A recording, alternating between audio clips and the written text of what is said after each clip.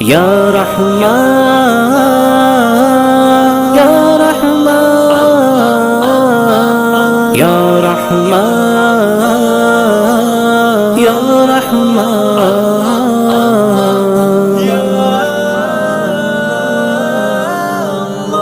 مجھے کس بات کا غم ہے جو میرے ساتھ ہے اللہ، کرم کیا مجھ پہ یہ کم ہے کہ میرے ساتھ ہے۔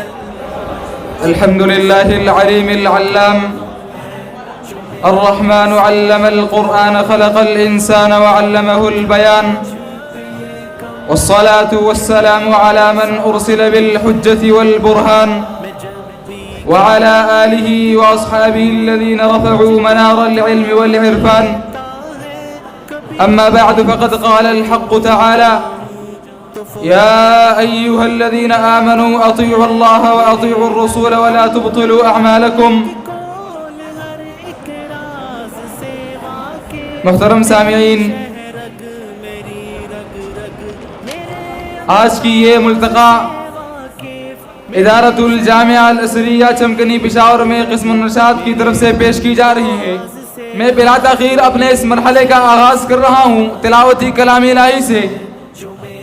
تلاوت کے لیے میں دعوت دیتا ہوں جناب قاری محمد صہیب کو کہ وہ آئے اور تلاوتی کلام الہی سے ہمارے مرحلے کا آغاز کرے۔ جناب قاری محمد صہیب۔ باللہ من الشیطان الرجیم، بسم اللہ الرحمن الرحیم، اقم الصلاة لدلوک الشمس الى غسق اللیل وقرآن الفجر، ان قرآن الفجر كان مشهودا۔ قرآن کی تلاوت سے آغاز ہو محفل کا، قرآن کی تلاوت سے آغاز ہو محفل کا، اس نور سے پا جائے ہم راستہ منزل۔ قرآن کا اتباع رحمت کا سبب ہے، قرآن کا اتباع رحم الہی کا سبب ہے، قرآن کا اتباع ہدایت کا سبب ہے، قرآن کا اتباع خوف کے خاتمے کا سبب ہے، فلا خوف علیہم۔ قرآن کے اتباع حسن کے خاتمے کا سبب ہے، ولا هم يحزنون۔ قرآن کا اتباع صراط المستقیم ہے، حتیٰ کہ قرآن کا اتباع جنت کا راستہ ہے۔ ومن يطع الله ورسوله يدخله جنات تجري من تحتها الانهار۔ اس عنوان کی وضاحت کرنا چاہتا ہوں میں، قرآن اور سنت کی اتباع۔ اس عنوان میں تین چیزیں قابل توجہ ہے۔ نمبر ایک قرآن، نمبر دو سنت، نمبر تین اتباع۔ سب سے پہلے قرآن کو جاننا چاہیے کہ قرآن کیا ہے۔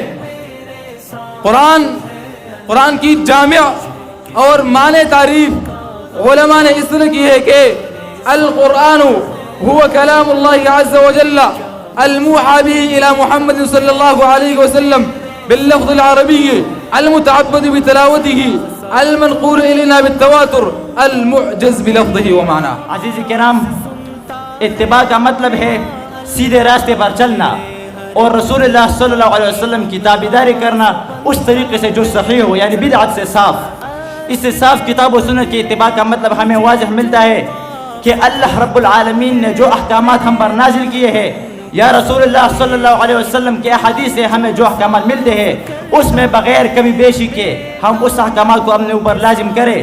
یہ کتاب و سنت کی مالک رحمہ اللہ فرماتے ہیں کہ دین صرف اتنا ہے جو رسول اللہ صلی اللہ علیہ وسلم کے زمانے میں دین تھا، وہ چیز جو رسول اللہ کے زمانے میں دین نہ تھی وہ آج بھی دین نہیں ہے۔ ہمارا استاد مکرم ڈاکٹر ابو مصعب عمیر بن عبدالعزیز حفظہ اللہ کو کہ وہ تشریف لائے اور چند کلمات پیش کرے، اس لیے کہ استاد بادشاہ نہیں ہوتا مگر بادشاہ بنا دیتا ہے۔ اپنے استاد کی عزت کرنا سیکھو، क्योंकि आज मैं इसी की बदौलत ये इबारत पढ़ने के काबिल। सामीन, मेरे मोहतरम तलबा इकराम, इस बात की तरफ तवज्जो करो, इस बात की तरफ गौर करो कि हम अच्छी बात मुंह से निकालेंगे तो हमारी बात में तासीर भी होगी, हमारी बात में फ़ायदा भी होगा, लोग हमारी बात को शौक़ से सुनेंगे, लोग हमारी बात की तरफ मुतवज्जे होंगे। अगर हम में अच्छी बात ना हो, हम में फ़ायदे वाली बात ना हो तो तवज्जो भी नहीं होगा, हमारे बातों में तासीर भी नहीं होगा, और सबसे बड़ी बात कि लोग हमसे तंग होंगे कि ये फिर आ गया। जख्म फिर ऐसा मिला, बात नमाज तक जा पहुंची। जख्म फिर ऐसा मिला, बात नमाज तक जा पहुंची। फकत एक सिजदे किया और बात रब तक जा पहुंची। जज़ाकुमुल्लाहु खैर व अहसनल जज़ा।